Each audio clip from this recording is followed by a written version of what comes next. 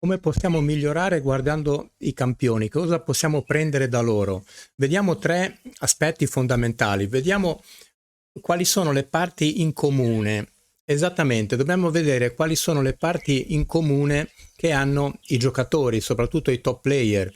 Non possiamo prendere in considerazione quello che hanno di diverso. Mi spiego meglio.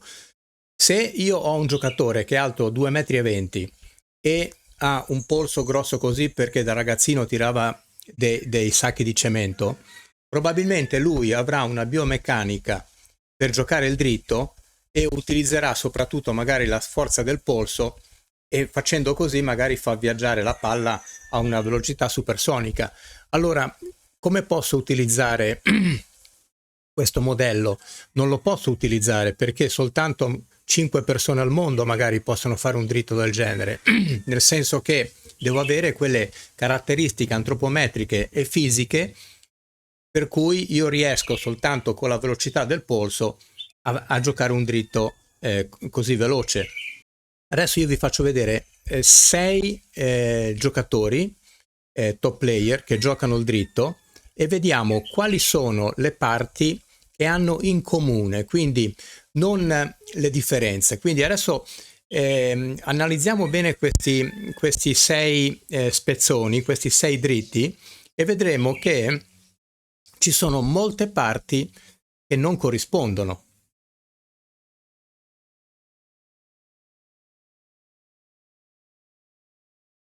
Questo è Tiafoe.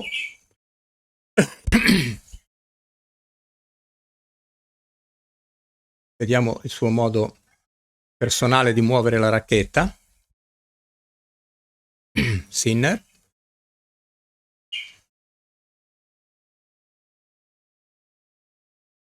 Ecco Rublev.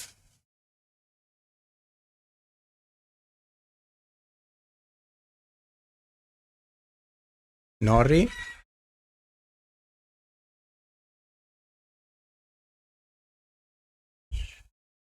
Guardiamo bene, perché poi vedremo proprio le parti che hanno in comune e quelle che quindi noi potremmo utilizzare in qualche modo per migliorare il nostro colpo.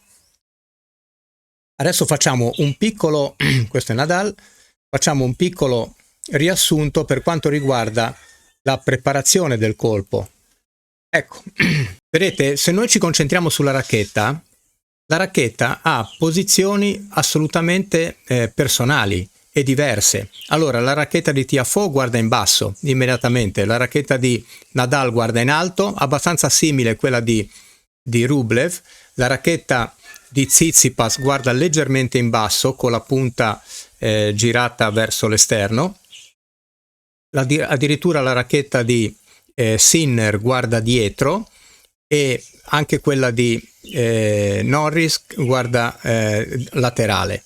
Allora, se noi ci concentriamo solamente sulla racchetta e copiamo il movimento della racchetta, commettiamo un errore, perché qua parliamo di personalità, cioè ogni giocatore ha il suo modo di preparare il colpo. Allora, di questi 6 dritti, qual è la parte in comune riferita al braccio che possiamo copiare? Guardiamo bene, ce l'hanno tutti quanti tranne Nadal. Allora, se guardiamo bene, la distanza del gomito dal tronco, hanno il gomito abbastanza lontano dal tronco, quindi questo ci permette di creare più velocità e più energia.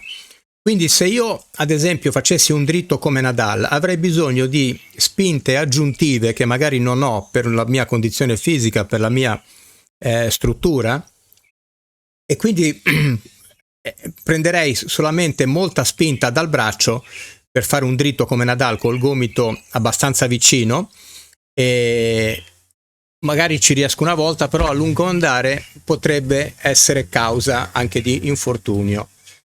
Quindi questo elemento secondo me è da prendere in considerazione, perché abbiamo 6 giocatori, tutti e 6, 5 giocatori su 6 hanno questa attitudine, cioè quella di tenere il gomito abbastanza lontano dal tronco. Vediamo l'impatto anche. Vediamo durante l'impatto che cosa succede. Ecco, nell'impatto abbiamo sicuramente la palla davanti al corpo. Quindi la palla davanti al corpo è fondamentale. Quanto davanti, anche qui, è abbastanza personale, perché dipende molto dall'impugnatura.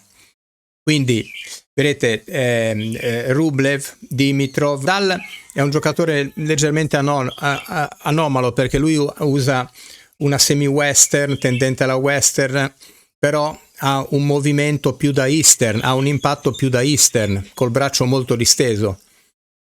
Mentre invece gli altri, che hanno un'impugnatura leggermente più scivolata sotto, hanno degli impatti più ravvicinati, perché il braccio deve essere piegato, quindi proprio a causa della loro impugnatura.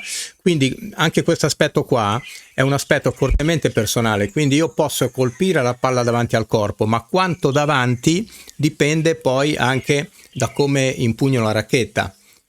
Dipenderà anche dalla posizione della palla. Infatti nel prossimo video verrà analizzato come colpire la palla in base alla distanza dal corpo.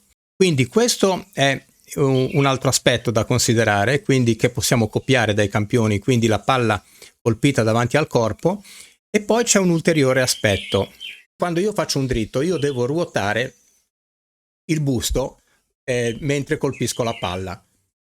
Se io non sono perfettamente in equilibrio, o se sono sbilanciato in avanti o indietro, difficilmente riuscirò a ruotare anche e busto. Quindi qual è la condizione necessaria per riuscire a ruotare? È di avere, eccolo qua, il nostro giocatore con un asse che passa attraverso la testa fino all'ombelico, e questo è il baricentro del corpo umano. E mentre io gioco devo riuscire ad avere il baricentro sempre tra la base d'appoggio.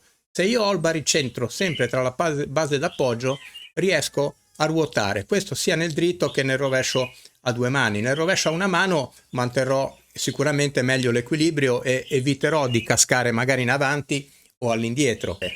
Quindi questa è un'altra delle condizioni necessarie per un buon colpo.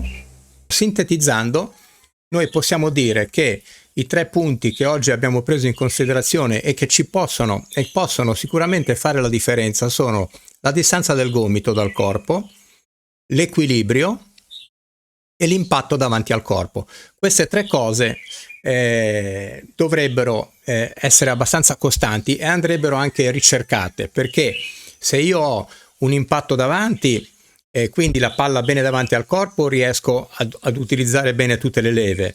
Con l'equilibrio prima del colpo, durante e anche dopo, se io riesco a rimanere in equilibrio, riesco a recuperare meglio anche il centro del campo. E la distanza del gomito mi dà sicuramente una leva maggiore con più spinta.